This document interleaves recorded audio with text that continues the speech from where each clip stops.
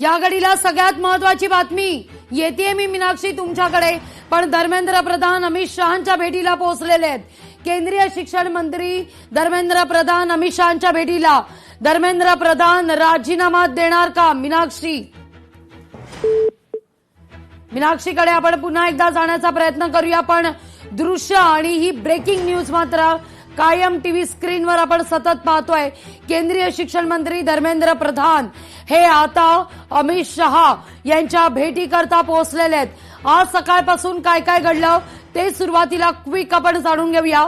सकाळी सोनम वांगचुक यांनी या सगळ्या परिस्थितीमध्ये आपण जर पाहिलं तर सुरुवातीला गीतांजली वांगचुक ज्या सोनम वांगचुक यांच्या पत्नी आहेत त्यांची प्रतिक्रिया ही समोर आली। काही झालं तरी संसदेवर धडकणारच असा पवित्रा त्यांच्याकडून घेण्यात आला। दुसरीकडे अभिजित दिपके यांना पाठिंबा देण्याकरता अनेक आंदोलक जंतर मंतरवर दाखल होण्यास सकाळपासूनच सुरुवात होत होती।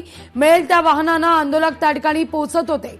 त्यानंतर दिल्लीतील 5 मेट्रो स्टेशन बंद करण्यात आल्याची बातमी ही समोर आलेली आहे। आणि त्याच दरम्यान अभिजित दिपके यांना सोनम वांगचुक यांनी विनंती केली आणि अभिजित दिपके यांनी साधारणतः 12:30 ते 1:45 दरम्यान आपलं 48 तासांपासून सुरू असलेलं उपोषण हे मागे घेतलेलं आहे। पण चलो संसदचा नारा हा कायम ठेवला जातोय।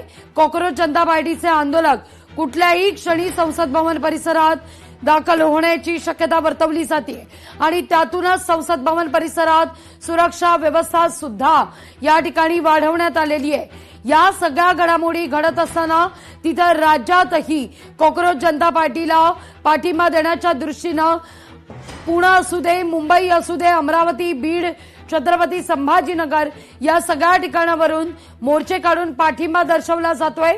त्याचवेळी संसदेचं पावसाळी अधिवेशन सकाळी 11 वाजता सुरू झालं आणि 11 ते दुपारी 1 या दरम्यान दोनही सभागृहांचं कामकाज लोकसभा असू दे किंवा राज्यसभा असू लोकशाही मराठी ऐका, पहा, जागरूक रहा।